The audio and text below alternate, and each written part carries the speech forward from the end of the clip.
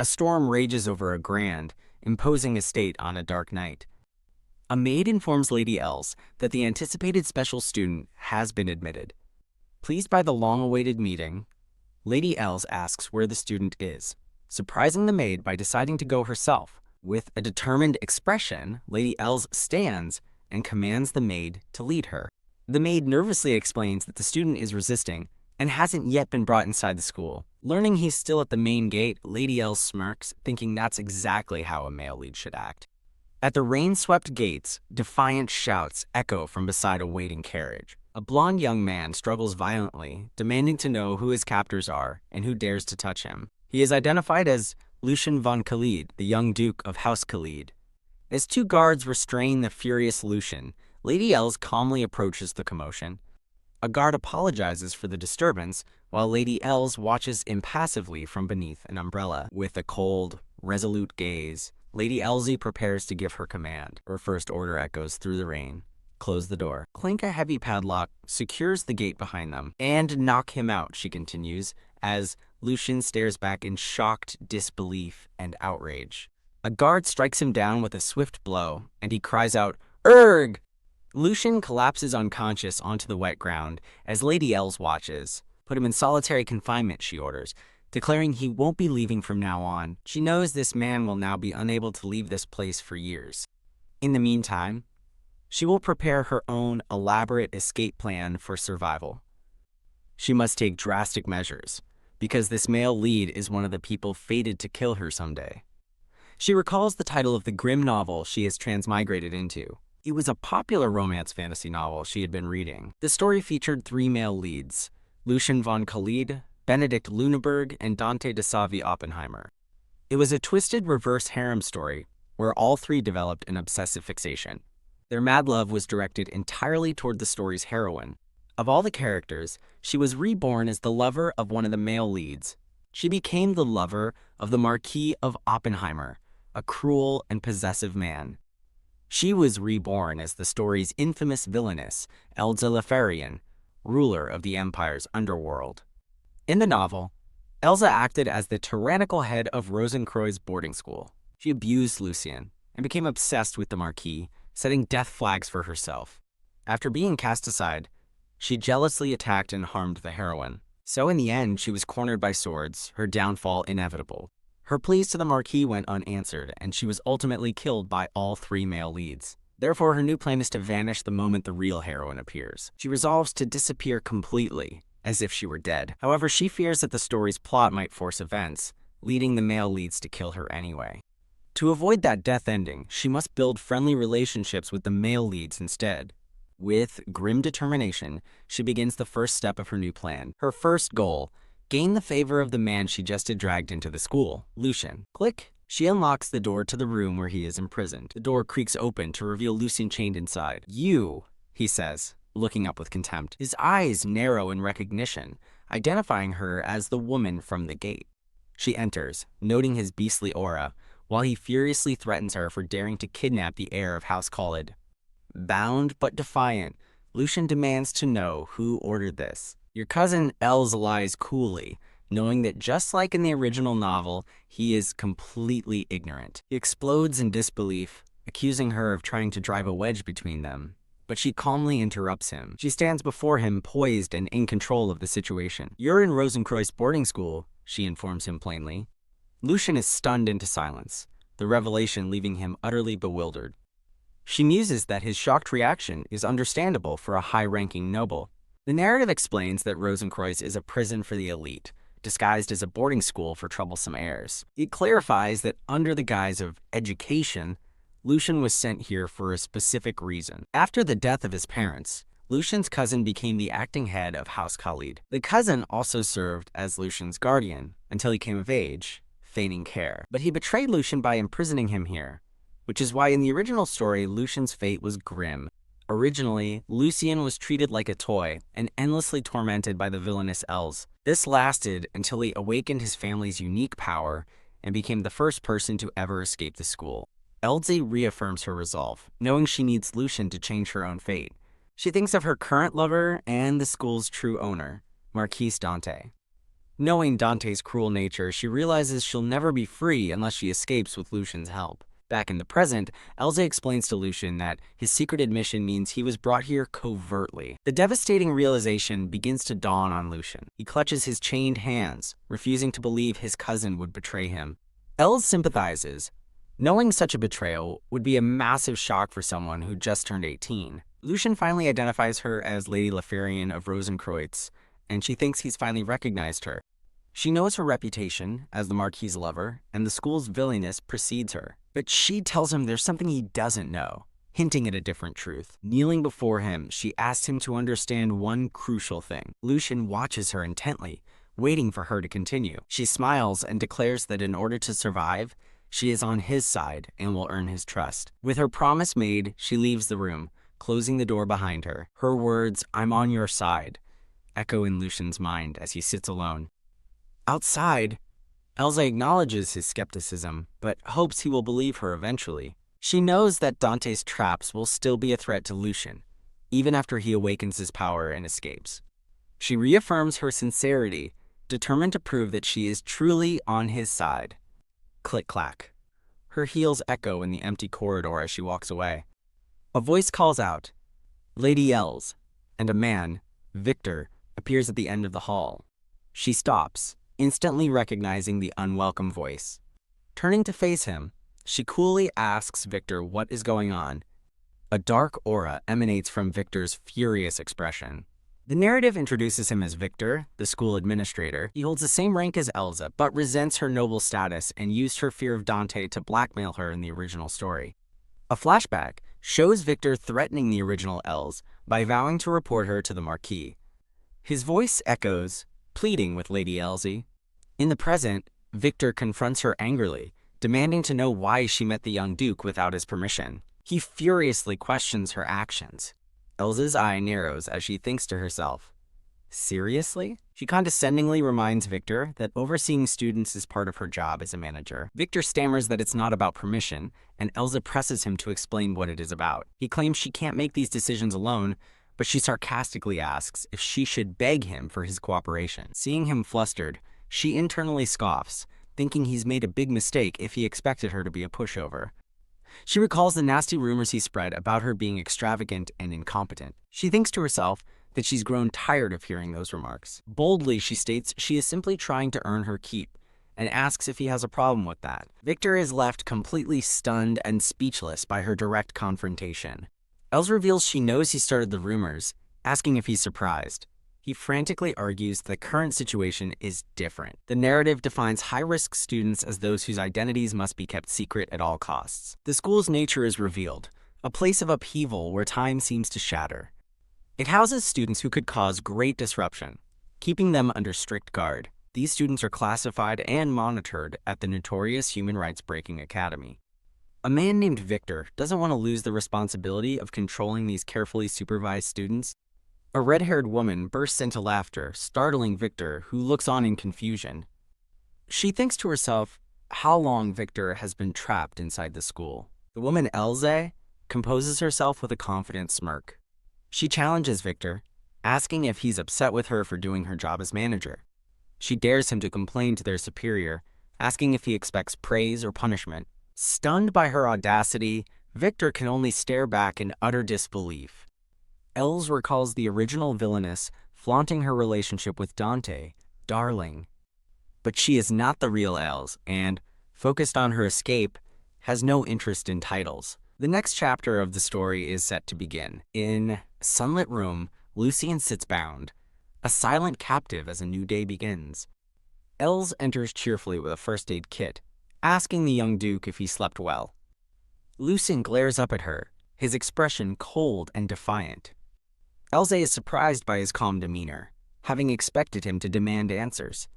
She gives a small, knowing smile, her plan proceeding. Lucian flinches, shouting, "What?"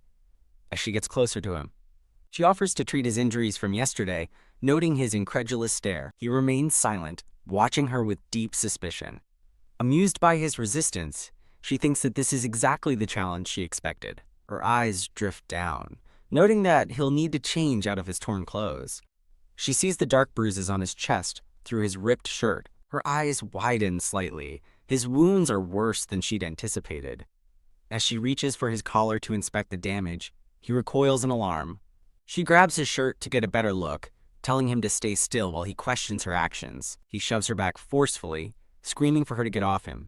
After being pushed to the floor, she watches as he angrily tells her to get lost. Lucian's eyes burn with hatred and defiance. A moment of tense silence hangs between them. Elze calmly insists he needs treatment, knowing he won't trust her so easily. She warns him that he'll soon want any chance to escape this school. Leaning in with scissors, she smirks and reassures him. "You're not my type anyway." The story continues with its blend of seduction and suspense. With a pair of scissors poised near his face, she teases him flirtatiously. Flustered and blushing, Lucian stammers in confused outrage. She tells him not to move, explaining she only wants to examine his wounds. Warning him not to hurt himself further, she waits as he stiffens but finally relents. Click! She closes the now-used first aid kit. Announcing his treatment is done, Elze prepares to leave him with his new clothes. She turns with a smile, telling him to stay healthy for what's to come. "Otherwise, how will you ever get the chance to escape this academy?" she asks, leaving him to ponder her words. Lucian, now bandaged, watches her go with a conflicted expression. He recalls the rumors about her, the arrogant lover of the underworld's Marquise Oppenheimer. His gaze falls to his bandaged chest, a tangible sign of her unexpected care. He realizes with a start that she is nothing like the woman from the rumors. Sitting back down, he begrudgingly admits to himself that he must be softening. His eyes narrow with renewed determination, realizing he must be strong, especially here. After Elze leaves, Lucian realizes he never heard the door lock and wonders if it was left open. Creak. He nervously tries the handle and is shocked to find that the door is, in fact, unlocked. Even with an open door, Lucian's first priority remains discovering if his brother truly betrayed him. He looks at his chains, knowing he could easily break free, yet feels a strange hesitation. A vision of Elze's gentle smile flashes in his mind, and he wonders why he is hesitating. He questions if his reluctance stems from worrying that she might get in trouble for his escape. Lucian scolds himself, resolving to focus only on escape and not get distracted by a girl he barely knows. Meanwhile, Elze calmly watches from a window, as if expecting something. Tapping her arm, she thinks to herself that time is up. A confident smile spreads across her face as she anticipates the inevitable. Elze knowingly thinks to herself that this must be Lucian's first escape attempt. Just as predicted, a shout rings out across the academy grounds. A prisoner is trying to escape. Lucian's escape is short-lived, as guards quickly overpower and subdue him. Pinned to the floor, he furiously demands that they let him go. As Lucian struggles, Victor arrives with Elze, who is hailed by the guards. Elze smiles inwardly, satisfied that everything went exactly according to her plan. She knows his escape would fail, since his power hasn't awakened yet. She reveals she knew he would try to escape, and intentionally left the door unlocked for him. Her goal is to teach him escape is impossible without her, making him an ally so they can flee this hell together when the time is right. Victor confronts Elze, noting she was the last to visit the escaped student, confirming her involvement. Elze coolly retorts that she has her ways of knowing things and advises him to remember that. With a smug look, Victor asserts that the incident is therefore her responsibility. Elze feigns indifference, mockingly asking if he came all this way just to scold her. Victor denies this, claiming he only wants to advise her to be more careful in the future. He then declares that he will be taking over management of the special students, assuming she won't object. Elze agrees, but since she let Lucian go, she insists she must be the one to clean up the mess. Announcing she's tired, she orders her guards to drag the brat away and prepares to leave. Victor stops her, insisting that this is a serious matter that can't be dismissed. He smugly threatens to report her failure directly to the Marquis Oppenheimer. Elze pauses, a flicker of memory crossing her mind. She recalls how the original Elze would have desperately begged Dante not to be abandoned. In the past, Dante had only tolerated Elze out of boredom, ready to toss her aside like a toy. For the original Elze, Dante was a god, her savior from a hellish life. But with newfound resolve, she reminds herself that she is not that Elze anymore. Unfazed, she challenges Victor to do as he pleases, stating she's no longer the woman who loved Dante obsessively. Victor is stunned into silence as she reveals the Marquis never expected anything from her to begin with. Turning her back on him, She coldly states that his threats no longer have any power over her. She dismisses Victor, telling him to try something more original next time, as he seethes in impotent rage. As Elsa walks away, the guards drag Lucian, who is still struggling and shouting defiantly. Elle stops, her mind racing as she observes the scene. She realizes that, despite her orders, the staff's loyalty lies with Victor, the one with true authority. To help Lucian escape, she concludes that she cannot allow Victor to remain in charge. With fierce determination, she decides she must seize control of Rosen Academy before the Marquis returns. A silent resolve settles over her as she claps her hands together. Lucian is once again forced to his knees, this time before Elsa and her maid. Looking down at him, Elsa declares that a child who does wrong must be punished accordingly. The guard and maid look on nervously, awaiting her command. The staff acknowledge her order and promptly exit the room, leaving her alone with the prisoner. Creak. The door closes, sealing Elsa inside the room with the defeated Lucian. She looks down at him and states that surely, by now, he must have realized the reality of his situation. Lucian stares back in disbelief, stunned by her declaration. She tells him that no matter how much he struggles, he will never escape this place on his own. She gives him an ultimatum: either grab the rope she offers. This conversation is being recorded. A single, determined eye underscores the gravity of her threat. The choice, she says, is his, as he stares at the hand she offers. Lucian slumps against the wall in defeat. He sits in silence, pondering the reasons for his imprisonment. But he realizes what's truly driving him mad is something else entirely. He admits to himself that despite everything, he wants to take the hand of the woman named Else Lefarian. He wonders why she keeps making these offers, especially when she should be in trouble for his escape attempt. Recalling Victor's threat to report her, he's baffled that she never even interrogated him. He scoffs, finding his own desperation pathetic. The heir to House Khaled clutches his head in anguish. He clenches his fist in frustration. He despairs at being reduced to placing his hopes in a mere school warden. Elsewhere, a subordinate enters a dark, torch-lit room to report to his master. He informs his superior that he has news regarding Rosenkreuz Academy. He reports that, due to Lady Elsa's mistake, the Khaled student tried to escape, causing conflict between her and Victor. The Marquis, Dante, listens, annoyed that his order to watch the boy closely was ignored, deeming them incompetent. He considers that Else has made one too many mistakes, and that it might be time to dispose of her. However, his subordinate adds that people have been saying Lady Else has changed lately. He explains that she no longer desperately seeks the Marquis's attention as she once did. The name Else catches Dante's attention, his curiosity piqued. He reminisces about how she used to be like roses and honey, sweet enough to eat. He recalls finding her desperation for him amusing, which is why he gave her the empty title of lover. But over time, her constant need for reassurance grew tiresome. He had sighed to himself back then, thinking she'd become boring. A memory of his cold, dismissive expression flashes. Now, the news of her change strikes him as interesting, and he decides to check on her soon. The subordinate notes his master's cruel curiosity, wondering how Lady Else could have loved such a man. The narrative introduces Dante de Savi Oppenheimer, a royal bastard who conquered the Empire's underworld. He earned the title of Marquis entirely through his own efforts. His nature is revealed to be chillingly untrusting as he walks away. A new day dawns as Elsie sits by the window. Hearing a knock, she calmly tells the person to come in. The maid enters to give her morning report, beginning with news about the Khaled student's breakfast. Elsie listens patiently while reviewing her papers. The maid reports that he refused to eat, and Elsa asks if this is happening again. Sigh. Elsa laments, holding back from seeing him, worried it would be too obvious she was trying to win him over. Deciding to handle it herself, she orders a new meal, determined to help Lucian regain his composure. She enters his room carrying a tray, asking Lord Lucian if he slept well. As she approaches his silent figure, she realizes something is terribly wrong. She sees his expression and thinks to herself that he looks utterly broken.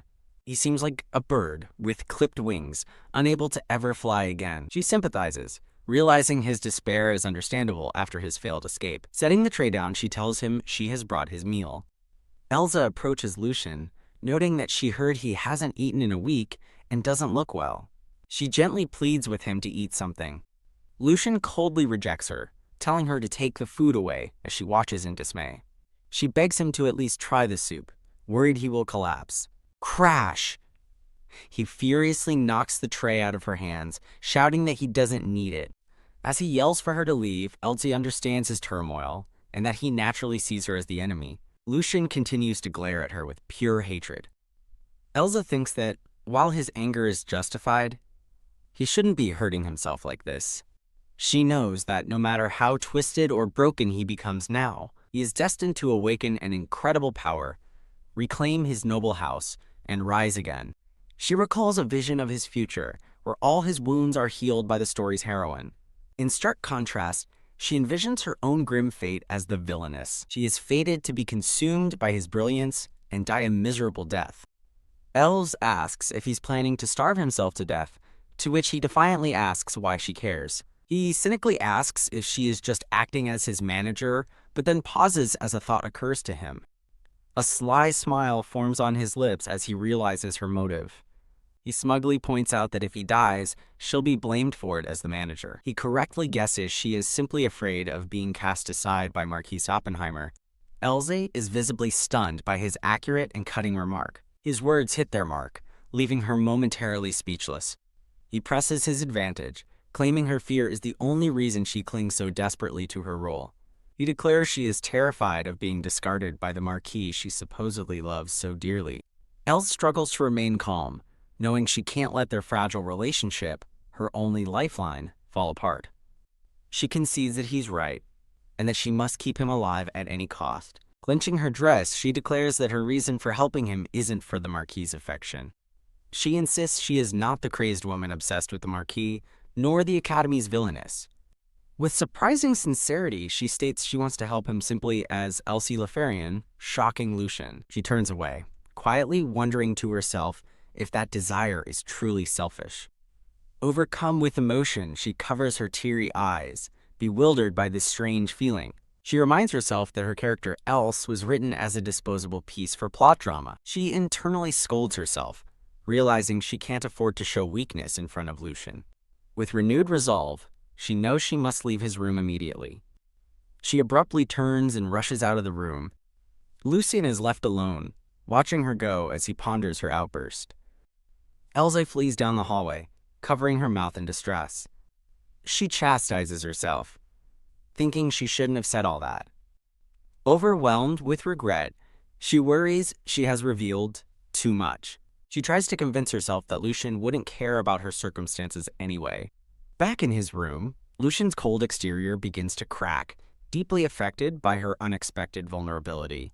Els worries her plan will fall apart if he refuses to cooperate, and resolves to find a way to make him believe her. Sighing with frustration, she tries to regain her composure in the empty hall. She racks her brain, wondering how she can possibly gain his trust now. Spotting the maid, Elsie asks if Victor is out, and the maid confirms he's gone to town. Els pauses, a plan solidifying in her mind. With a thoughtful expression, she considers her next move. The scene shifts back to Lucian, sitting alone in his desolate room. He reflects on the encounter, realizing it was the first time the ever-composed Else had shown such raw emotion. He thinks about how surprisingly unstable she seemed in that moment.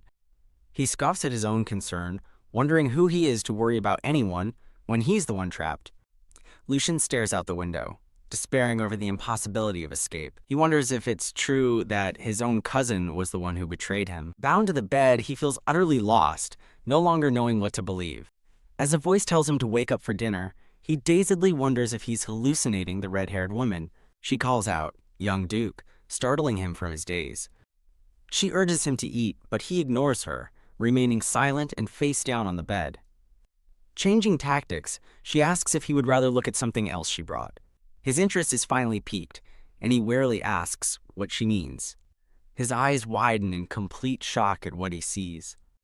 On the tray, next to his meal, is a letter sealed with a familiar red wax. He recognizes the ducal crest instantly and demands to know how she got it. She tells him he must recognize the handwriting, and he internally agrees it's unmistakable. He confirms to himself that it's a handwriting he has seen every day for years. The letter details a request to admit Lucian von Khaled to Rosen in exchange for a large donation. The author of the letter insisted on absolute security and complete confidentiality for the arrangement. The shocking truth of the betrayal leaves Lucian completely stunned.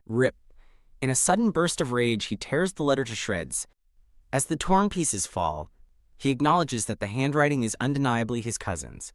Elsie asks if he believes her now, preparing to name his betrayer, his cousin, Baron Craig. She declares that his cousin betrayed him, confident this proof is enough to change Lucian's mind. He thinks of the prestigious House Khaled, the family he was meant to lead. She places her hands on his shoulders, reminding him he is the rightful heir and must reclaim the Khaled name. She then picks up the bowl of food again, leaving him stammering in confusion. Holding out the meal, she gives him a choice: continue to do nothing or seek revenge. She watches him with a knowing expression, awaiting his decision. She reflects that to awaken his resolve, she chose the most effective method she had. After a tense pause, Lucian looks up and concedes that she's right. With eyes burning with new purpose, he declares that Khaled belongs to him and chooses revenge. Elsa smiles, satisfied that her plan has succeeded. Elsewhere, a frantic search is underway in a messy study as someone discovers an important item is missing. Victor tears his desk apart in a panic, realizing the letter he left there is gone. Slam! He curses, knowing that letter was critical evidence needed to expose the academy. He thinks with dread about what will happen if the Marquis finds out he lost it. The thought of the severe punishment he'll face for his failure terrifies him, but he pauses as an idea begins to form in his mind. A wicked smile appears as he decides to do what he always does: blame the idiot Elsa. He convinces himself that this is entirely Elsa's fault. He imagines telling the Marquis his version of events, confident his word will be trusted over Elsie's. The door bursts open as a voice shouts for Lady Els. Victor glares, sensing that something about Els is definitely off. He angrily accuses her of losing a letter from the Marquis and then trying to blame him for it. Internally, Elsa fumes over the student's escape, and now Victor's insolent attitude. She coolly asks Victor if he thinks he's getting a bit too full of himself. Turning away, she says his name with chilling authority, cutting him off. Flustered, Victor stammers, asking if she even heard what he said. The scene shifts to a bright morning at the Grand Rosenkreuz School. Elsewhere, Lucian reads a book as he overhears nearby gossip. Asking about what? Two maids discuss a huge argument between Victor and Lady Els, wondering what it was about. One maid whispers the scandalous rumor. Victor is accusing Lady Els of stealing an important letter. Listening from his room, Lucian wonders if they're talking about the letter from yesterday. Thump! He closes his book, the pieces of the puzzle beginning to connect. He wonders if she truly went to such lengths for his sake, regretting that he didn't understand her plan. A quiet moment of reflection passes as he processes this new possibility. He recalls almost tearing the letter and questions why she didn't try to stop him. Just then, Els arrives with soup, smiling as she tells Lord Lucian he's looking much better. Lucian watches her approach, his expression thoughtful and reserved. She encourages him to keep recovering, explaining she made soup since it would be easier to eat. He finally speaks, saying he has a question about her earlier statement that she wants to live. He directly asks her why she would say something so desperate. He observes that being by Marquise Oppenheimer's side is clearly a dangerous game. He then brings up the rumors that she's only here because she's madly in love with the Marquis. At the mention of the Marquis, a strange, powerful emotion jolts her. She wonders if these are the original Elsa's feelings, a love for Dante so strong it still shakes her. She remembers the original story, where the foolish Els was just a puppet for Dante. Dante's affection was shallow, merely using women to fill an emotional void. He only fell in true love with the story's heroine, for whom he would have given his life. In contrast, when the villainous Elsa died in flames, he didn't even care. Clenching her fist, she steels her resolve to overcome the original's lingering emotions. She calmly admits that she once loved him, but clarifies that she no longer does. She explains her realization. He never truly loved her or any other woman, just kept them for convenience. Believing she's earned his trust, she decides it's time to tell him the truth. He's finally starting to treat her like a person, and she feels a flicker of hope. With this new foundation of trust, she believes she can finally make him a true ally. She looks at him earnestly and confesses that she wants to escape this place. What? Lucian is left completely stunned by her shocking declaration. Smiling faintly, she declares that becoming his ally is her only way to survive. She asks for his help, pleading for him to protect her from that grim fate. Internally, she admits that her plea is, of course, a lie. Her true plan is to escape and disappear. But for now, she leverages his trust to convince him to eat, and he agrees. While serving him, she says she'll be away tomorrow and asks him to eat, even in her absence. Startled, she turns back, questioning his sudden action. He clutches her dress tighter, his voice filled with an unexpected urgency as he asks why she won't be here tomorrow. She's completely baffled by his intense and uncharacteristic reaction. When she stammers, he repeats the question, demanding to know why she won't be coming. She nervously explains she has an outing to clear her head, while privately noting the irritation in his voice. "Clear your head," he scoffs, his tone dripping with skepticism. Though she made an excuse, she knows the truth. Tomorrow, she must play the role of the extravagant villainess. To play her part, she must ease Victor's suspicions and also meet the third male lead. A maid approaches Elsa, kindly asking if she can bring her some snacks. Lucian gets comically annoyed, asking if she thinks he's a kid begging for treats.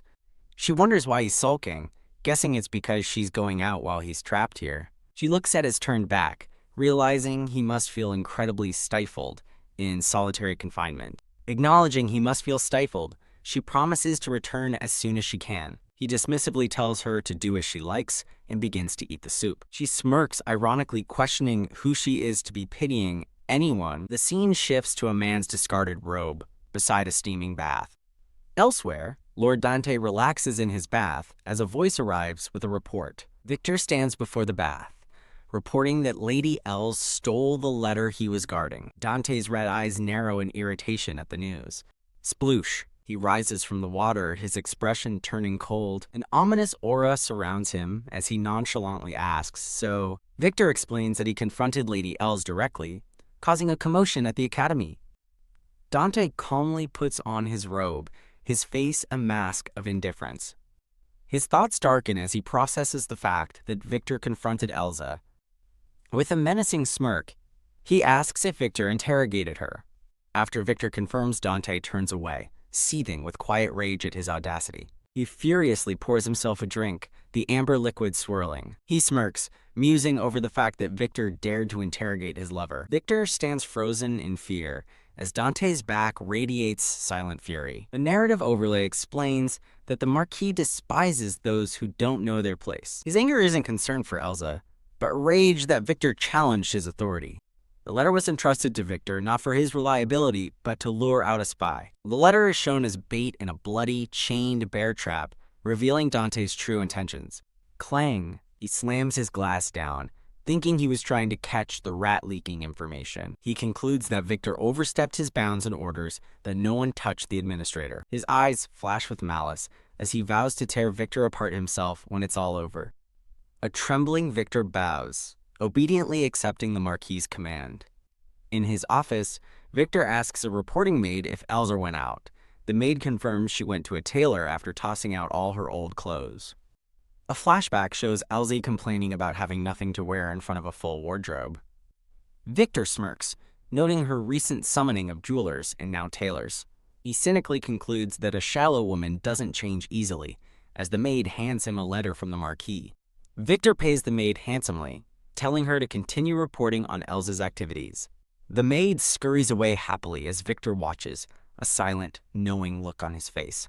He opens the letter, smugly assuming it's an order to punish Elsa for her supposed theft. He's shocked to read the Marquis's dismissive reply, "Elsa is always like this, so just be cautious."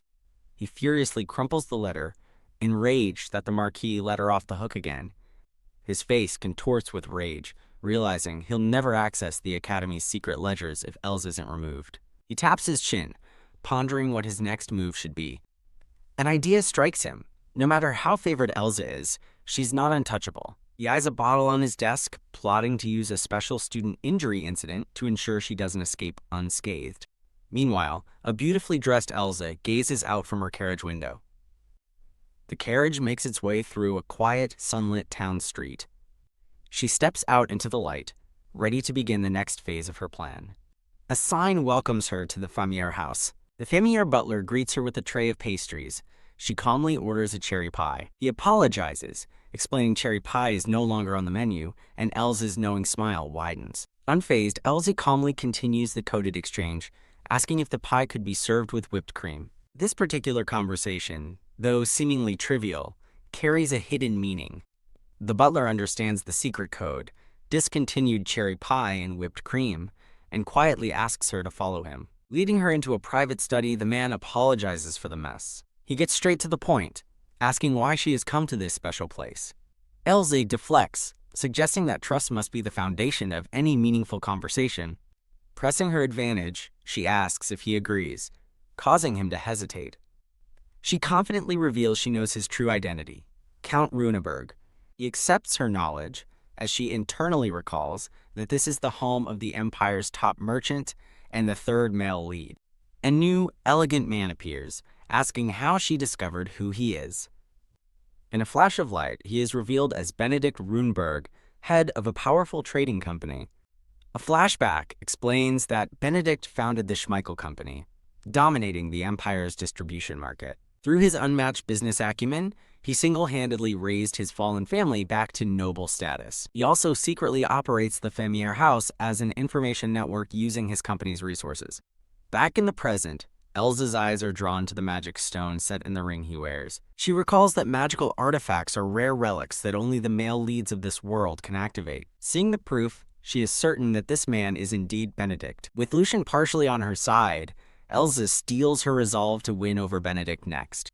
She playfully evades his question, saying it's more fun to keep him guessing. Benedict plays along with a knowing smile, intrigued by her mysterious demeanor. Her mission is clear. She must make him her ally. Elsa maintains a confident and charming smile, ready for the negotiation ahead. She gets down to business, offering to pay him fairly for the information she seeks.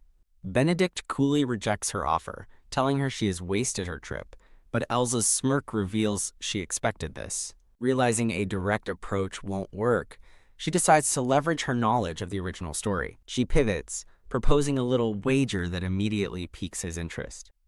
Elsa confidently reveals his secret plan to invest in the Western Romdio territory. Her knowledge of his confidential plans leaves Benedict visibly shocked. Stunned, he demands to know how she could have possibly learned about his plans. In the original story, Benedict invested in a succession struggle, backing a young boy against his older sister, Lady Romdio. However, Lady Romdio won a flawless victory, causing Benedict to lose his entire investment. Elsie knows he's shocked because the matter was highly confidential. She presses him, asking if he truly believes the young master will win, as he stammers in disbelief. With a sly grin, she declares that from her vantage point, Lady Romdio is already poised for victory. Benedict internally panics, wondering if the Marquis himself could have tipped her off. He struggles to understand her motive, questioning why she'd reveal such a huge secret for a small piece of information. He stares at her, unnerved as he wonders just how much she truly knows about him. Feigning defeat, Benedict asks if she thinks he should invest in Lady Romdio instead. No, she replies smoothly, telling him he has completely misunderstood her point. He is utterly confused by her response, asking what she could possibly mean. She points out that even if the young master loses, his powerful maternal family will remain influential. To run his distribution network smoothly, he needs to maintain good relationships. A flashback shows that good relations with local nobles are crucial, and Benedict begins to understand. He carefully considers her words, trying to piece together her true advice. Elsa finally clarifies her position. He should not get involved in the succession battle at all. He thoughtfully concedes that she might have a point. Grabbing her arm, he challenges her, asking what she'll do if her prediction is wrong. She calmly promises to reimburse all of his expected profits, stunning him into silence. He scoffs, expressing his doubt that a lady like her possesses that kind of money. Clutching her chest, Elsa confidently declares that she doesn't, but her powerful lover does. She explains that if she loses that much money, even the Marquis will surely abandon her. With unwavering resolve, she tells him this is how seriously she is taking their bet. Benedict, intrigued, finds her proposition interesting and asks what she wants in return. Elsa requests that he investigate a man named Victor at the Rosenkreuz Academy, and he repeats the name thoughtfully. Her voice hardens as she demands he find out everything about Victor as fast as possible. Benedict agrees to her request concerning Victor, at least for now. Elsa confirms the wager is accepted, and Benedict agrees. Relieved, she decides her goal is achieved. Thinking their conversation was productive, she prepares to leave. He playfully stops her, asking if she's leaving so soon and reminding her that cherry pies are no longer sold. He clarifies that they are for regular customers, making Elsie realize she's now seen as a high-value client worth investing in. Benedict smiles, confirming her status for now, but reminding her it all hinges on her winning the wager. With a confident smirk, Elsa declares she doesn't make bets she's going to lose, stating that in her world, losing means there is no next time. Benedict is struck by her intensity, repeating her grave words. No next time? She clutches her chest with a chilling smile, clarifying that she means she'll lose everything.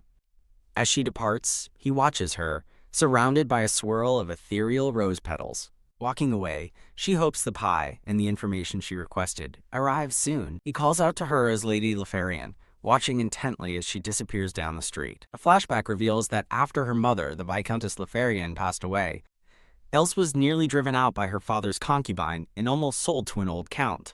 She luckily secured her position as the Marquis's lover through a misunderstanding. Benedict recalls that she was only known as an arrogant villainess infamous for her misdeeds. But the woman he met today, he muses, was sharp-witted and quick in her judgment. He taps his chin, pondering that he may have overlooked something crucial about her. An attendant approaches, asking if the Count called for him, and Benedict confirms. Benedict smiles, deciding he needs to keep a much closer eye on her from now on. Elsa walks along a sunny promenade, pleased that her deal with Benedict went well and planning to check on Lucian. She remembers telling her coachman to wait by the fountain, but can't seem to find him. She glances around, searching for her ride. Her eyes land on a cheerful cafe scene where a little boy laughs, holding a large ice cream cone. She reflects that even in this fraught world, there are peaceful places untouched by the story. A wave of longing washes over her as she wonders if she could ever have a happy life like that. A little boy, excited to show his mom his ice cream, runs and bumps right into her. Splat! The boy's ice cream falls, smearing across her pristine dress. She quickly asks if he's okay, and he stammers that he is, but then notices the mess. The boy gasps in apology, mortified that his ice cream got all over her skirt. She kindly hands him a coin, telling him to go buy another ice cream at a nearby shop. The boy stares up at her, wide-eyed and speechless. He suddenly exclaims that her smile is like an angel's, catching her completely off guard. She touches her own cheek, surprised by his words and wondering, I was smiling. It dawns on her that this is the first time she's smiled genuinely since becoming Elphic, without any calculation. She imagines escaping her fate and opening a small, peaceful cafe called Everyday Day. She wishes she could one day belong to a simple, happy scene, free from fear. A sharp voice calling Lady Els yanks her from her daydream. The man from Victor's office hurries toward her, and she asks him what happened. He whispers that something has happened to the special student, and her mind immediately goes to Lucian. Setting her jaw, she decides to go at once, knowing this is no time for wistful thoughts. She is reminded of her grim reality. For someone doomed to a miserable death, there is no room for loneliness. Disoriented, Lucian finds himself in a surreal, star-filled space, wondering where he is. His eyes fly open in a silent, sudden shock. He turns to see Elsa, stammering her name in utter disbelief. With a gentle smile, she tells him she has been waiting for him this whole time. She embraces him tenderly, confessing she wants to be by his side. Flustered, Lucian asks her what she is doing right now. Ignoring his confusion, she softly calls him Lord Lucian. She leans in and kisses him, leaving him completely stunned. Blushing sweetly, she asks if he would accept her heart. The vision shatters as Elsa realizes it was Lucian's hallucination, internally aghast as she'd once claimed to dislike younger men. The man from Victor's office reports that their efforts are not working, and they can't wake him. Lucian remains unresponsive, his breath labored. Elsa gazes down at him with a worried and frustrated expression. Her anger boils as she silently vows to find out who dared to do this. Her face is a mask of cold fury, her patience gone. Her intense questioning continues, making the maid tremble in fear.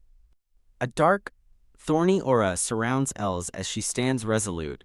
A narration explains that Nyx is a drug named after the goddess of night, which causes lethargy and confusion. It also doubles the victim's sensitivity to pain, making it a favored torture tool of a man named Dante. A flashback shows Dante holding the potion, noting its effectiveness in breaking someone's will.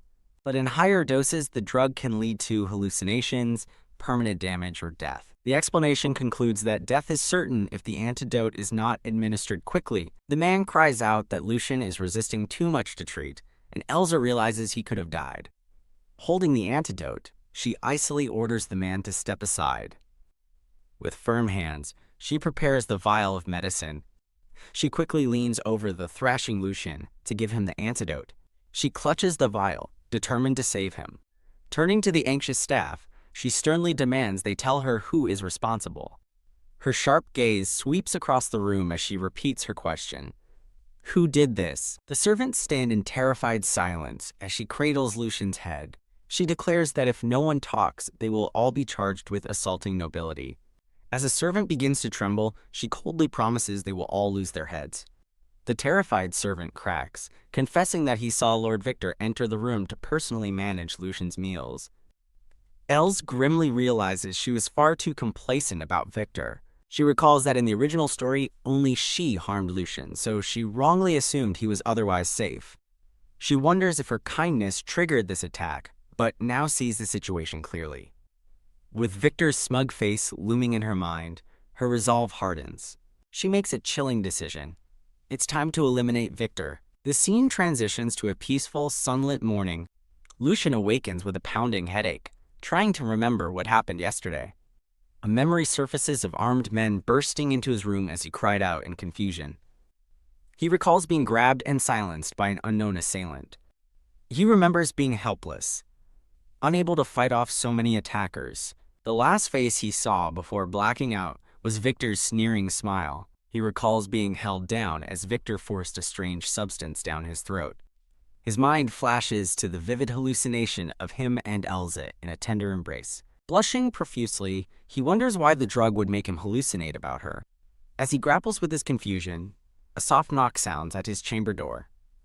Elsa resolves to turn a key character into one of her allies. She recalls that in the original story, a woman named Brigitte was a very useful character. A flashback shows Brigitte, the Academy's scapegoat for years, having tea with other ladies. Even after escaping her torment, Brigitte was haunted and unable to live a normal life. Tormented by visions, Brigitte wondered if she truly deserved her cruel fate.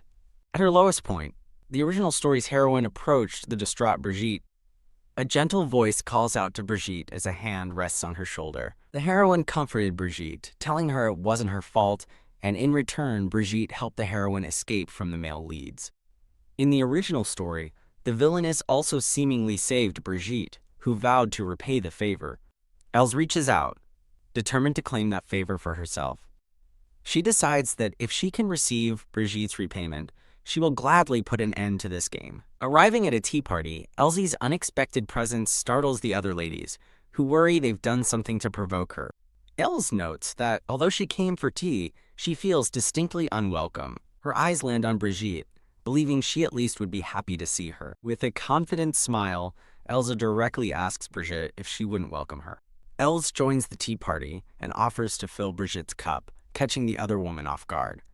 As Brigitte watches in horror, Elsa deliberately overpours the tea, making a mess. Elsa looks down at the cup with cold surprise. She sees dirt in the tea, realizing with fury that Brigitte has been tormented this badly. Crash, in a sudden burst of anger, Elsa shatters the teacup on the ground. Els demands to know what the sewage water is, and the flustered maid apologizes, offering to bring a new cup.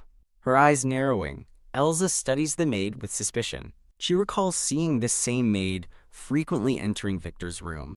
Els concludes the maid must be one of Victor's spies. As the maid kneels to clean, Elsie thinks she already planned to punish Victor for harming Lucian. Her patience worn thin, she decides she's had enough. Elsie looks down at the kneeling maid, questioning if this is a real apology.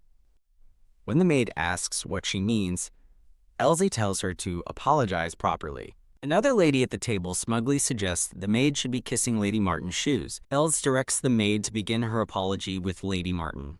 Lady Martin looks up, stunned by the sudden turn of events. The terrified maid trembles on her knees. Stammering, the maid is unable to speak as she's forced to bow before Lady Martin. A man's voice interrupts, calling out to Lady Els. Victor appears, coolly asking what brings her to tea time.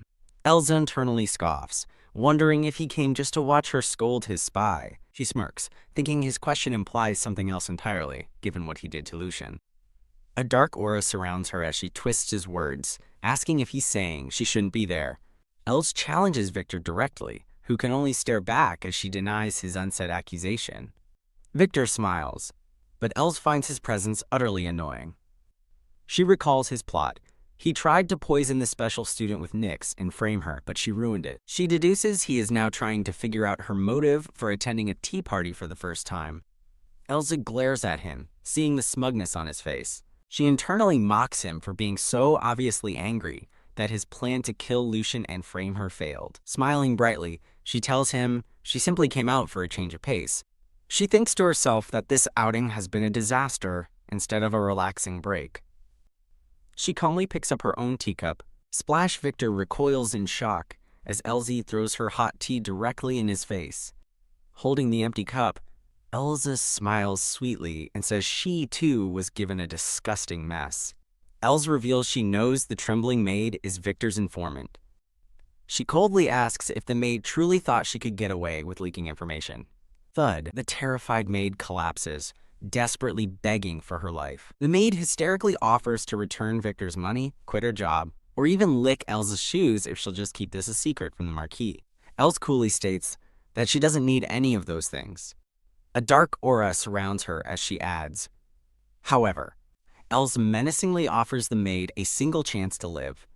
Her thoughts turn to Victor, the true target of her plans. Elsa explains that to hide her dealings from a man named Dante, she needs the maid to leave the academy unharmed on her own terms. Looking at the shocked maid, Elsa reveals her price: become a double agent. Leaning in close, Elsa tells the terrified woman it is the only way she will survive. As she repeats her threat, Elsa thinks that this maid is now her alibi. Elsa issues her commands: report to her every evening and bring urgent information anytime. She then adds a final condition: Countess Martin is never to be mistreated again. With a piercing glare, she asks the maid if she understands. The maid bows deeply, stammering her agreement and promising to remember Lady Elsa's words. The scene transitions to a bright, quiet room where Lady Martin sits alone. Knock, knock. Lady Martin looks up from her seat with a composed expression. Elsa enters, politely apologizing if she made Lady Martin wait. She warmly addresses Lady Martin by name. Elsa offers a gentle, disarming smile. A fresh cup of tea is poured. The maid from before presents chamomile tea and cake, explaining it's to calm the nerves. Bowing respectfully, the maid apologizes for the disastrous last tea party and promises it will not be repeated. A surprised Lady Martin dismisses the maid, who obediently leaves. Lady Martin reflects on her shock at receiving a servant's apology and seeing such a luxurious tea set. She realizes Lady Elsa must have arranged everything as Elsa sips her tea. Lady Martin silently holds her teacup, her thoughts racing. She thanks Elsa for her help, but admits she has to ask something. Lady Martin looks directly at Elsa, asking what she truly wants from her. She confesses she has a suspicion, but is grateful and willing to do what she can in return. Elsa considers the question, remembering her original, purely strategic reason for defending Brigitte. She reflects on her initial plan to use Brigitte to assist the story's heroine. She admits that helping someone just because they're useful doesn't sit right with her conscience, picturing Brigitte being weighed against gold. She finds the idea of using people disgusting, but resolves to do it if necessary for survival. Even if it means deceiving someone, she feels she has no other choice. Finally ready to answer, Elsie states there is one thing she wants. With a sincere smile, Elsa declares that she wants to be her friend. Lady Martin is completely stunned, asking why Elsa would want to be friends with her. Elsa asks if they aren't alike, a suggestion that only confuses Lady Martin further. Elsa explains that she has always felt lonely at Rosen, which catches Lady Martin by surprise. She elaborates that people in the same situation understand each other's pain best. Elsa points out that neither of them were ever truly welcomed at the academy, causing Lady Martin to fall silent. Elsa asks for her decision, but Lady Martin wonders if she has to answer immediately. Elsa reassures her that friendship can't be forced. For now, she simply hopes Lady Martin will enjoy this tea time with her. She gently encourages her to drink, noting that tea is best when it's warm. Lady Martin quietly repeats Elsie's words to herself. Contemplating the offer, Lady Martin finally takes a sip of her tea. Lady Martin takes a sip of tea, a look of pleasant surprise on her face as she finds it delicious. The scene shifts to a beautiful, sunlit greenhouse, signaling a change in time. Elsa narrates that she and Brigitte had tea together often after that day, with Brigitte happily calling out to her. As Brigitte gradually lowers her guard, She begins to relax and smile more during their tea times. Elsa feels a sense of relief as she watches Brigitte's face brighten day by day. Taking a sip of her own tea, Elsa begins to reflect on recent events. She notes that a few months have passed since she first arrived at the academy. Lady Martin looks up from her cup, a thoughtful question forming in her mind. She asks if there have been any letters from her family, a sign to Els that she is now truly trusted. With a sad expression, Lady Martin admits she dearly misses someone, and Elsie correctly intuits she means her son. Els recalls the reason Count Martin abandoned his low-status wife, Brigitte, at the academy instead of divorcing her. It was because she had given him what he most desired, the heir to the family. Elsa gently takes Lady Martin's hands, reassuringly promising to find out about her son for her. She comforts her new friend, confidently stating she will surely see him again soon. However, a dark thought crosses Elsa's mind as she remembers the original story's grisly fate for Count Martin and his mistress. She recalls that they are destined to die together in a bloody carriage accident on the same day. Brigitte looks off into the distance, quietly admitting she truly hopes that happens. Lady Martin apologizes for misjudging Els, admitting she never knew how warm she was, causing Els a pang of guilt. Swallowing the bitter truth of her manipulations, Elsa brushes it off, saying she's just slow to show her true self. Framed by thorny black roses, she promises to be by Lady Martin's side from now on. Els comforts Brigitte again, knowing she is using the exact words the original story's heroine once did. Their moment is interrupted as a maid approaches their table, calling for Lady Els. The maid presents a box, announcing that an order of cherry pie has arrived. Elsa's eyes sharpen as she hears the words, cherry pie, realizing it's a code. Her thoughts flash to a man named Benedict, wondering if he has finally found a lead on Victor. A triumphant smile spreads across her face as she thinks, "At last." Later, Elsie reads a note from Benedict detailing a secret meeting with a target disguised as a milk merchant. The note continues, revealing the time for the next contact. Els reads that the next meeting is scheduled for the coming Thursday. Tap. She puts the letter down, confident in the information since it came from Benedict. A knock sounds at the door, and the double agent maid peeks in to make her report. Looking over her notes, Elsa thinks that the maid has arrived at the perfect time. With a sly smile, Elsa informs the maid that there is something she needs her to do. Her plan solidifying, she muses aloud, "Now then, shall we create some evidence?" Elsewhere, Victor takes a large gulp from his glass, seething with frustration. Crash. He slams the glass down on the table in a fit of anger. He curses his failed plans. Baron Craig's letter didn't work, and his attempt to harm Lucian also failed. He frets, knowing his next contact is approaching and he desperately needs results. Determined, he decides he needs to get his hands on the Rosen secret ledger. The ledger is revealed to be a chained book listing all nobles admitted to Rosenkreuz Academy. Victor believes the ledger, which details admissions granted for donations, can expose the academy and bring down Dante. He sneers, believing this will also cause the wretched elves to fall without him lifting a finger. A knock comes at his door as someone asks to enter. He grants permission, and the double agent maid enters his quarters. Victor asks what she wants, and she nervously stammers that she has a report. The maid dutifully reports that she has discovered the location of the secret ledger. A sinister smile crosses Victor's face as he realizes his opportunity has finally arrived. Back with Els, she waits patiently, knowing her trap is set and that Victor should be heading out for the contact tonight. A knock at her door announces a visitor, and she calmly invites them in. The double agent maid appears, reporting that Lord Victor has just left the academy grounds.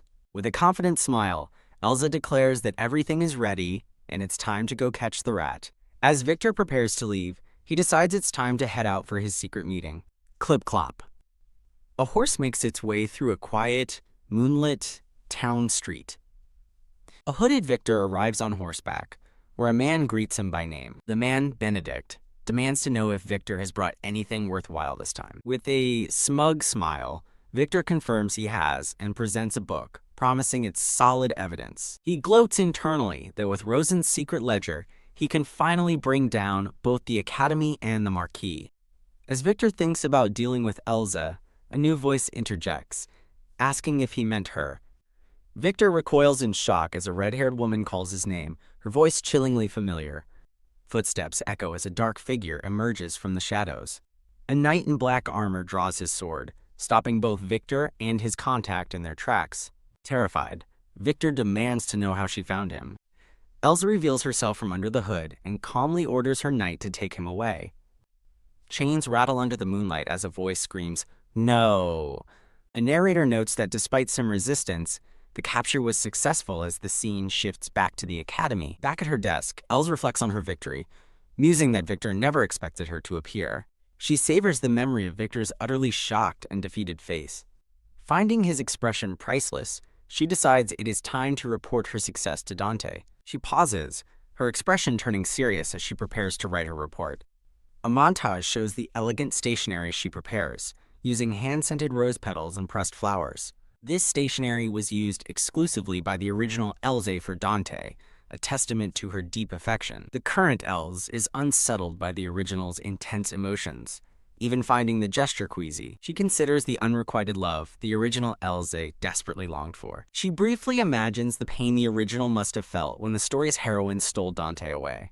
Dismissing it as mere curiosity, she reaffirms her only goal is to survive and avoid being discarded. She pens the letter, officially reporting that she has caught Victor communicating with outside forces. Elsa hands the sealed letter to a maid, instructing her to deliver it to the Marquis. The maid respectfully accepts the letter from Lady Elsa. Elsa sighs, realizing that sending the letter means she'll have to see Dante's smug face soon. Leaning back in her chair, she admits she would rather never see him again.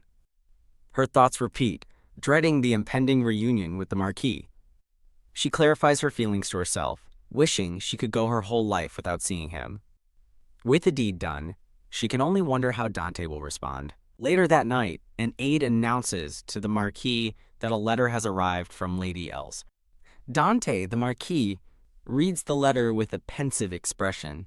A faint, thoughtful smile touches his lips as he finishes reading. He summons his aide, Liam, who promptly answers his call. Dante gives a firm command, prepare to leave for the academy immediately.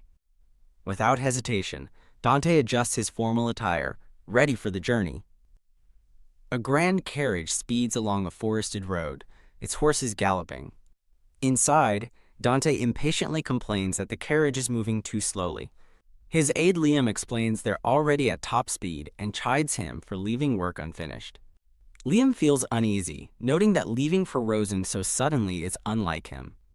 Dante reveals his suspicion, realizing Elsa's letter wasn't one of her usual romantic overtures. Liam presses for an answer, asking if something happened at the academy to warrant such a rush. Dante reveals the stunning news.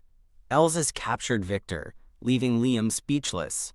A small, appreciative smile crosses Dante's face as he notes that she can be useful when needed. Liam grows worried, thinking that when the Marquis smiles like that, someone is about to die. Dante gazes out the window, lost in thought. He smirks, clarifying that since Elsa caught Victor for him, his first order of business will be to tear the traitor apart. The chapter concludes with a flourish of cherry blossoms. Brushing her hair, an exhausted Elsie reflects on how tired she is after capturing Victor.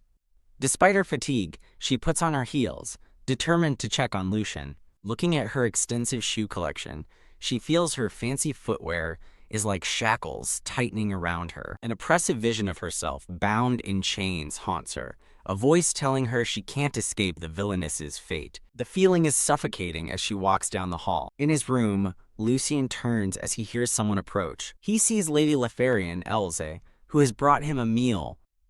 Taking the tray, Lucian notes she looks tired and asks if something happened.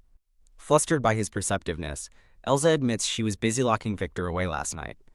Lucian confirms Victor is the one who poisoned him with Nyx, which Elsa affirms. She explains that Victor was colluding with suspicious people, but the details are for others to handle. Elsa reveals Marquis Oppenheimer will conduct the interrogation, causing Lucian to pause in realization. He understands this means the Marquis is returning, but Elsa tells him not to worry. She tries to reassure him, explaining that the Marquis is a busy man who won't stay long. Lucian internally hopes that's true, worried Dante's presence will severely restrict his plans. He concludes that it's best to be cautious while the Marquis is around. Changing the subject, Elsie invites him for a walk, which surprises him. She calculates that Dante won't arrive until tomorrow, so Lucian should have some freedom now. However, she hesitates, a flicker of doubt crossing her face as she looks at Lucian. Her gaze falls to the shackles on the floor near his feet as she trails off. With a gentle smile, Lucian simply tells her she can put them on. They walk together through a moonlit garden by a fountain. As they stroll, Els realizes that at some point, she started to feel comfortable around Lucian, which she finds strange given his fated role in her demise. Lucian suddenly stops and kneels down beside a patch of red roses. He plucks a perfect rose, his unguarded smile catching Els by surprise. She reflects on the irony of her situation, fastening real shackles on him while calling her own shoes a prison. Seeing the shackle on his ankle, she asks if it's uncomfortable. He explains he has no choice with so many eyes watching, then draws her attention to the rose. He places the rose in her hair, remarking that its color is a perfect match. Such sweet words were something the original Villainess could never have hoped to hear. The rose rests beautifully in her red hair. Touched, Elsie smiles warmly, but her pleasant emotions suddenly fade. Blushing, Lucian confirms that the match is very good. He gazes at her affectionately, simply saying her name, Else. A new voice suddenly interrupts, asking if she missed him, and Elsie turns in shock to see Dante. Dante appears before them, remarking sardonically that Elsa seems quite pleased with herself. The familiar voice sends a chill down her spine. A new voice calls out her name, Else. Dante steps forward, a smirk on his face as he asks if she missed him, shocking Elsa. In a swift motion, Dante pulls her against him by the waist. He leans in close, his face just inches from hers. He embraces her tightly as she protests, muffled. Flustered, she begs the Marquis to wait for a moment. Holding her firmly, Dante greets her with a confident, "Hello, Else." His smirk is unwavering as he looks down at her. Blushing and stunned, Elsie wonders how Dante could possibly be here already. A shocked Lucian recognizes the newcomer as Marquis Dante Oppenheimer. Dante rests a hand possessively on Elsa's shoulder. Looking past her, Dante smirks at Lucian, noting that he seems to have been up to interesting things. But before that, Dante crushes the fallen rose under his heel. He holds Elsa tight, smirking at Lucian as he vows to clear away any obstacles first. In a flash, Dante's hand shoots out and grabs a shocked Lucian by the shoulder. As Dante orders his men to take Lucian away, they seize the struggling young duke. Lucian panics, shouting for them to wait and let him go. The sound of chains clanking echoes as shackles are fastened around Lucian's ankles. One of Dante's men states the order is absolute as they lead Lucian away, much to Elsa's silent horror. Lucian reflects that while guilt is useless for his plans, his time with Elsa has started to change him. A quiet, tense moment passes between Lucian and Els before he is escorted from the garden. Watching him being taken away, Elsie admits to herself that she feels deeply uneasy. A white-gloved hand reaches out toward her. Dante extends his hand with a smug smile, inviting Els to retire to their room. Shocked by his sudden change in demeanor, she wonders why he's acting this way. She hesitates, remembering that Dante has never once offered to escort her before. Steeling herself, Elsie takes his hand, resolving to stay vigilant and figure out his motives. The three main male figures, Liam, Lucian, and Dante, are shown in his striking portrait. A thought warns that among them, Dante is the most dangerous and unpredictable. Dante's possessive gaze remains fixed on Elsa as he holds her close. The scene shifts, marking a new chapter focused on the confrontation with Dante. Now in a private room, Dante demands to know what happened in the garden earlier. Lounging in his chair, he mockingly asks if her delightful little stroll with the Khaled heir was part of her special management. Annoyed, Elsie silently fumes, wondering what has gotten into him all of a sudden. She envisions herself as a piece in his game, aware that the fickle Dante could dispose of her at any time. Realizing she needs to keep him curious to survive, she devises a new strategy on the spot. With forced confidence, Elsie informs Dante that Lucian is an important source of money. She explains that if Lucian were to escape and expose the school, its very existence would be threatened. She continues, warning that other students might also lodge complaints, as Dante listens intently. Elsa reasons that Lucian is one of the few who can contend with Dante on a somewhat equal footing. She claims she deliberately fostered a good relationship with Lucian, leading him to rely on her. With a coy smile, she clarifies that Lucian has come to see her as an older sister, earning an amused smirk from Dante. Dante concedes the point for now, tapping his leg thoughtfully. He leans in close, demanding to know how she discovered Victor's activities and who tipped her off. Lifting her chin, he warns her to only tell the truth.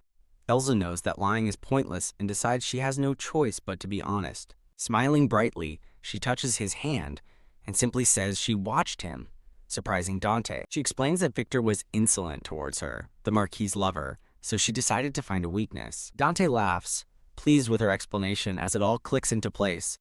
He embraces her, declaring that any man who disrespects my woman deserves to die at this school. Relieved, Elsie believes she successfully navigated his suspicion by appealing to his authority. Thinking she should leave before he changes his mind, Elsie tries to excuse herself, but Dante's hand stops her. He pulls her back firmly, demanding to know where she thinks she is going. Twirling a lock of her hair, he feigns disappointment, asking if she'll really sleep separately after so long.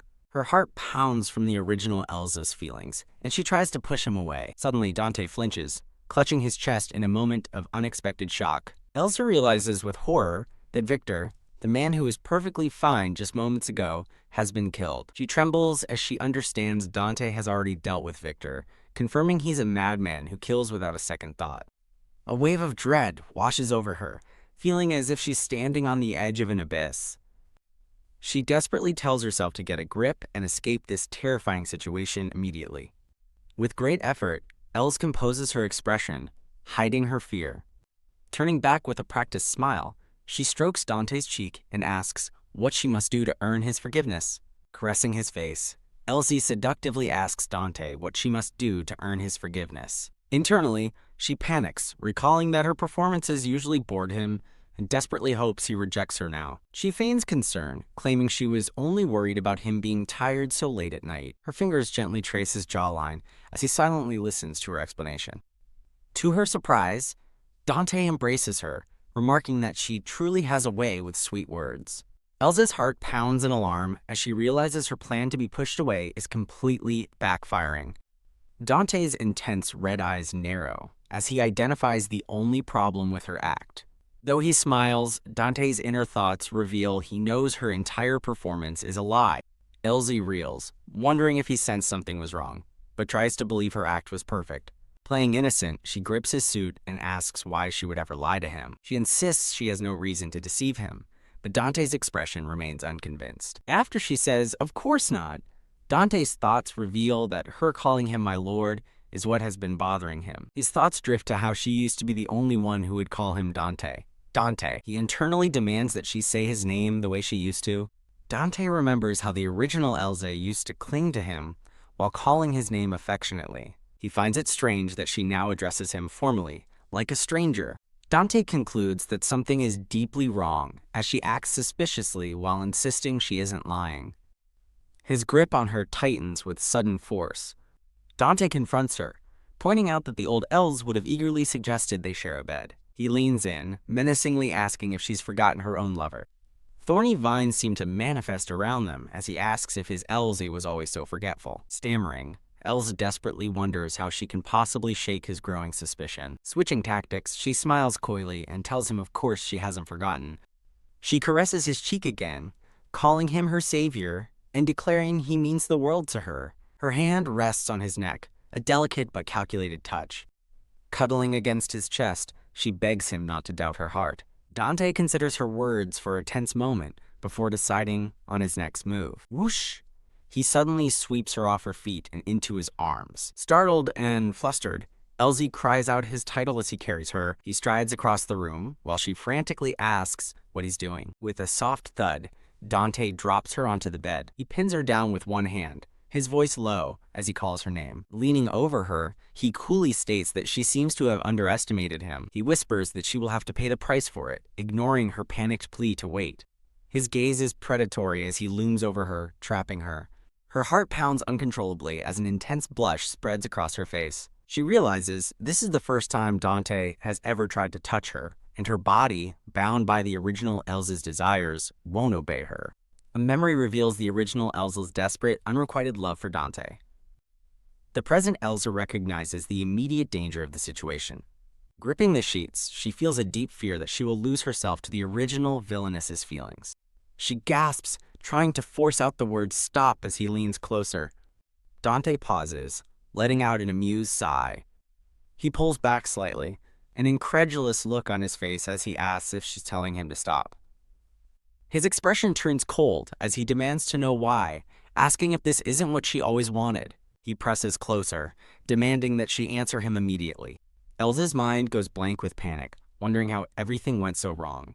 Dante's jealousy flares as he remembers seeing her and Lucian together in the garden. The grim image of Victor's bloody corpse serves as a chilling reminder of Dante's ruthlessness. A flashback confirms that the Victor situation has already been permanently handled.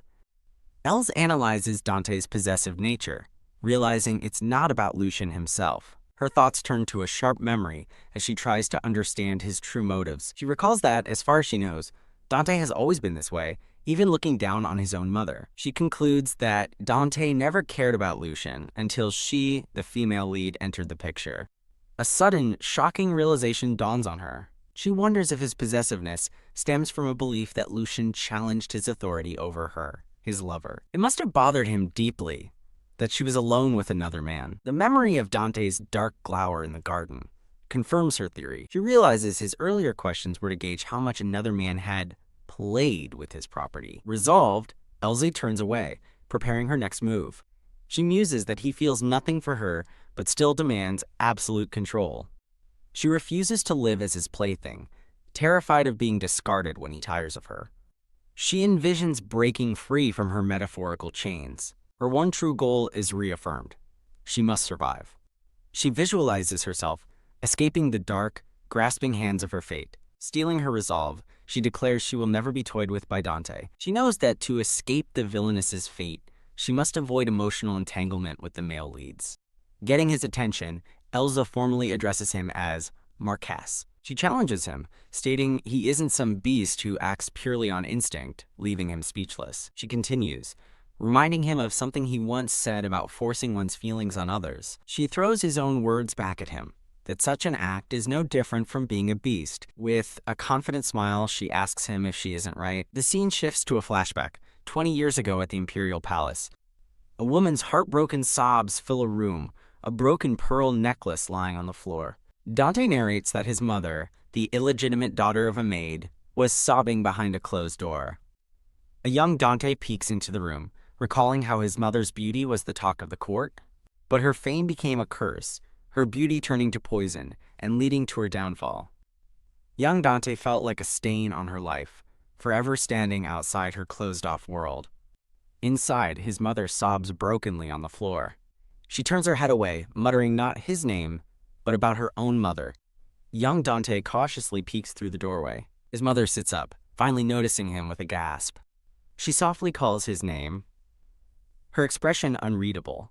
As she stands, her bare feet are cut by the shattered pearls of her necklace. A panicked young Dante rushes toward her, begging her not to move because she's bleeding. As he tries to get help, his mother grabs his face and calls his name. Wham! She strikes him hard across the cheek. Through her tears, she coldly tells him, "It's your fault." Overcome with despair, she glares at her son with pure anguish. She screams that her entire life was ruined because of him. Shaking with grief, she curses his existence.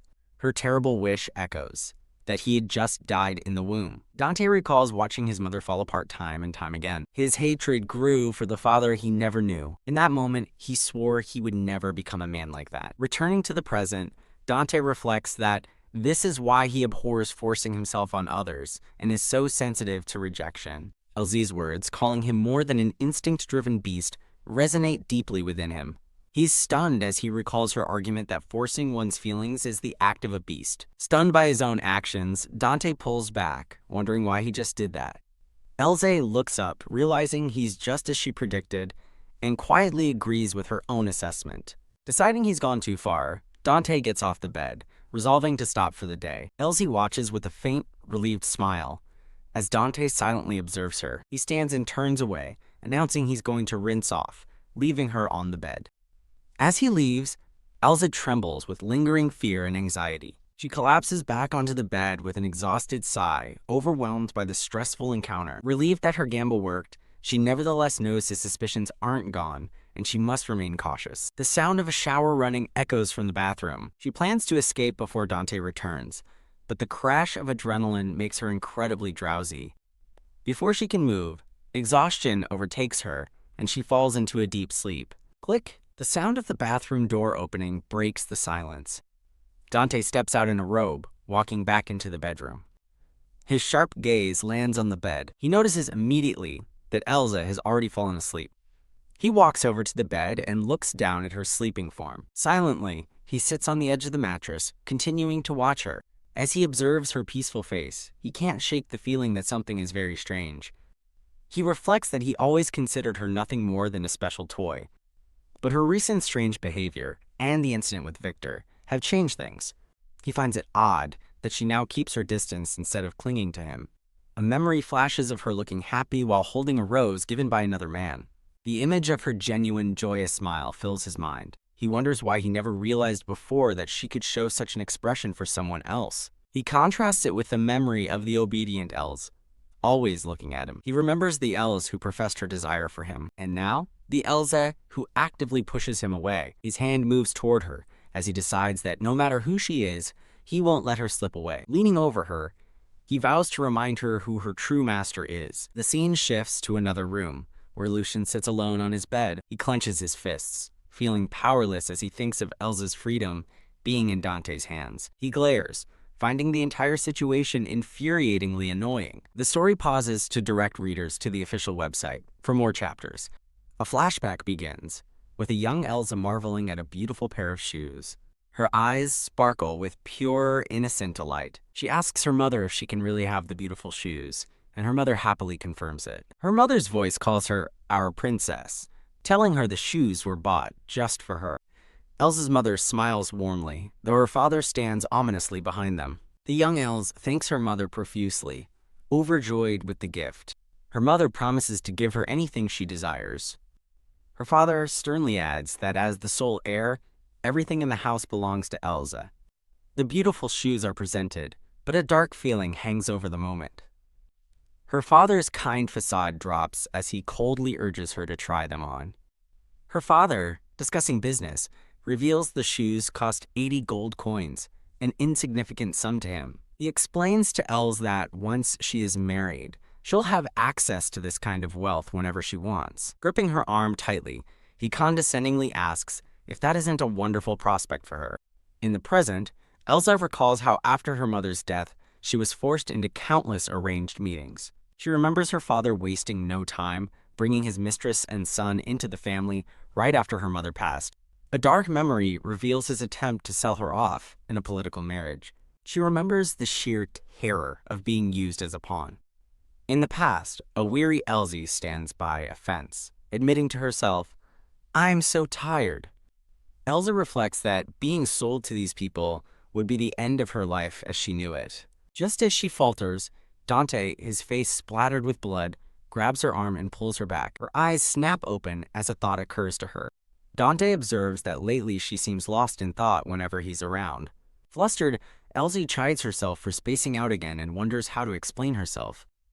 Dante suddenly pulls her closer, smiling, as he claims he was only joking.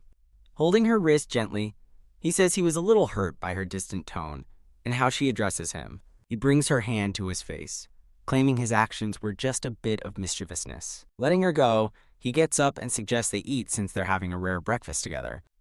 He turns to her and formally asks, "Shall we eat?" The scene shifts to a lavishly prepared breakfast spread on a grand dining table.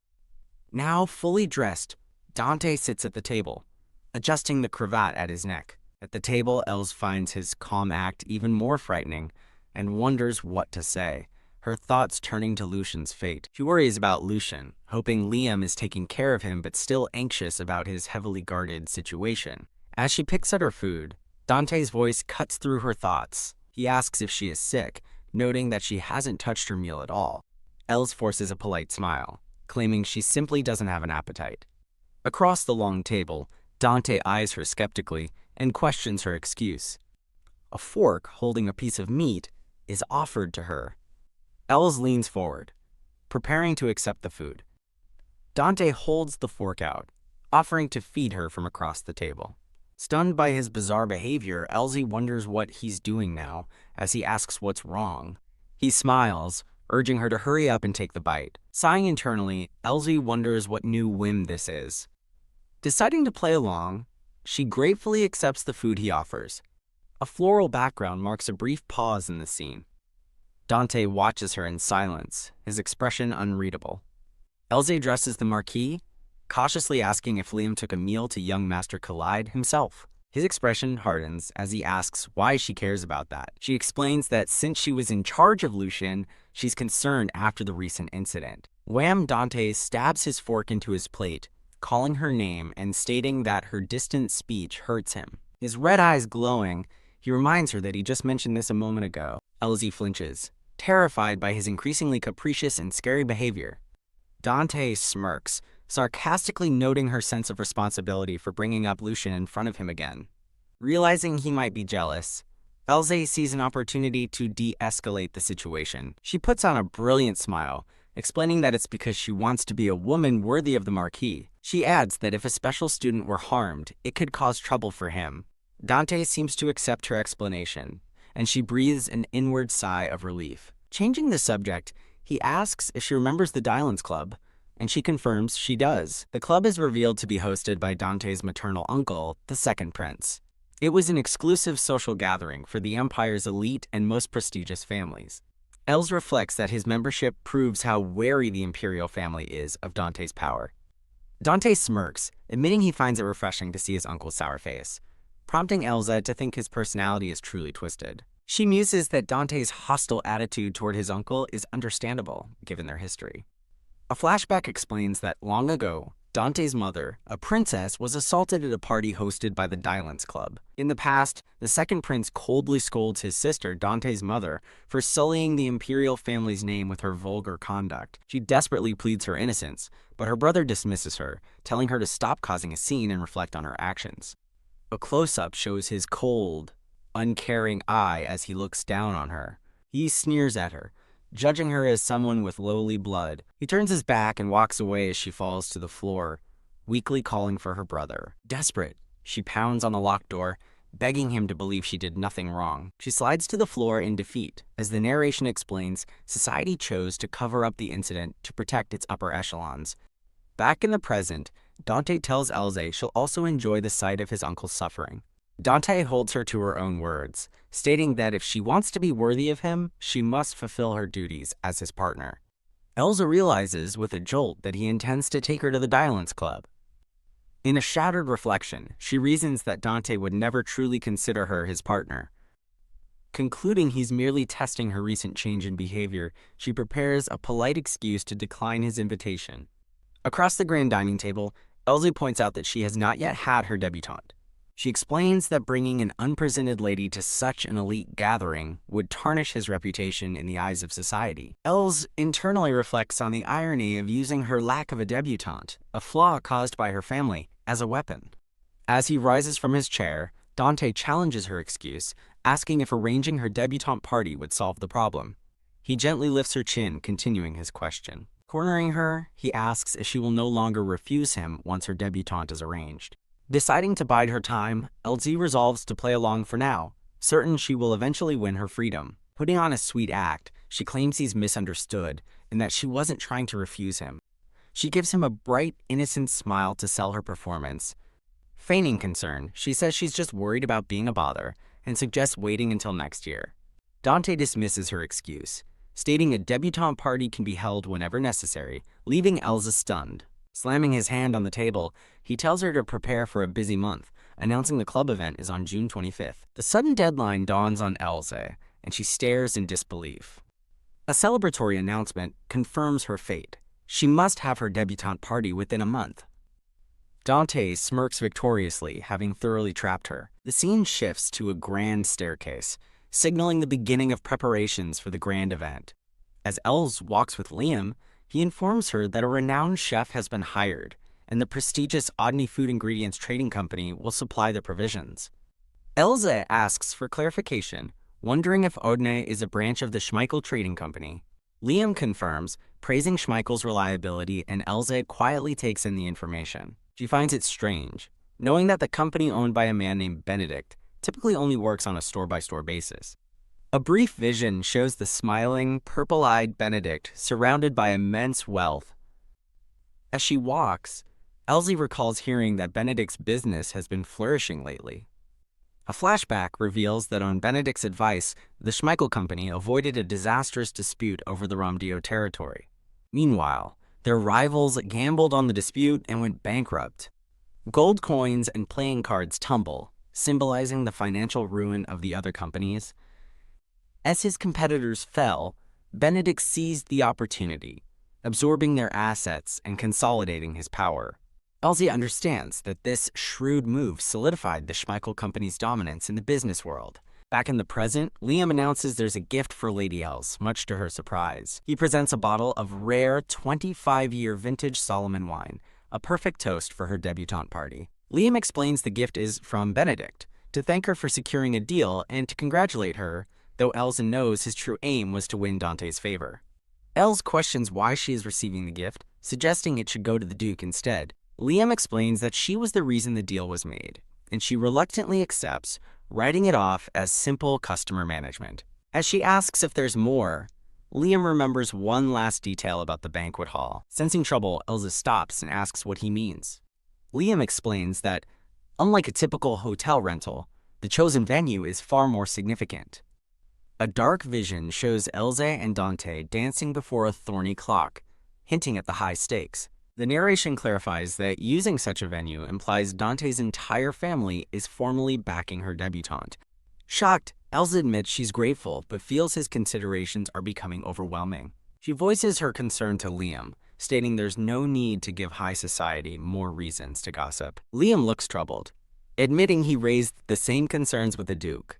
Dante's voice cuts in from nearby, holding a glass of wine and acknowledging that the gossip will be troublesome. He smirks, revealing that he sees it as a perfect opportunity to vex the nobles. Swirling his wine, he confidently declares that he can handle that much trouble. Liam changes the subject, asking Dante about Grand Duke Khaled's condition, to which Dante replies that he is quiet. Dante instructs Liam to manage the Grand Duke well, reminding him he is the boarding school's biggest sponsor. Taking a thoughtful sip of wine, Dante appears to be plotting his next move.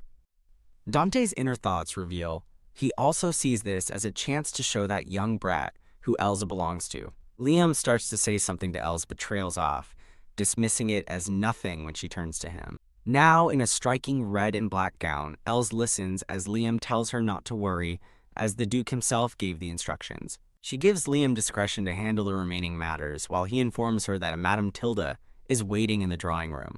Elsa graciously thanks Liam for his help. With a confident smile, Els resigns herself to the situation, knowing there's no arguing with Dante's direct orders. An overly enthusiastic Madame Tilda greets Lady Leperian, delighted to see her. Elsa coolly informs Madame Tilda that she has no interest in being disappointed, and the woman nervously agrees. Madame Tilda claims to know Elsa's refined taste, prompting Elsa to scoff internally at the word choice. Realizing Tilda likely meant extravagant, Elsie watches as the smiling woman prepares for the fitting. The scene transitions, focusing on a lavish crown resting on a dresser. As Madame Tilda tightens her corset, she notes that Elsie seems to have lost some weight. Elsa looks down, her weary expression reflecting her inner turmoil as she wonders if it's from stress. Sigh. She reflects that ever since that day, Dante's strange behavior and obsession with her meals have been constant. Her thoughts drift to the annex, a place of constant worry. Surrounded by flowers, her concern shifts to Lucian, and she wonders if he's doing well. She laments her difficult situation, unable to ask about Lucian because Dante hates hearing his name. She closes her eyes, lost in her anxious thoughts. Wham! The door flies open, and she wonders who would dare enter without knocking. She and Madame Tilda turn in surprise as a man strides into the room. It's Dante, who smirks at her shocked expression. While Madame Tilda curtsies to Duke Oppenheimer, Elsie demands to know what he's doing here. In a soft, floral moment, he declares he came because he missed his darling. He gently cups her face, his gaze intense as he looks at her. She places a hand on his chest, gently refuting his claim.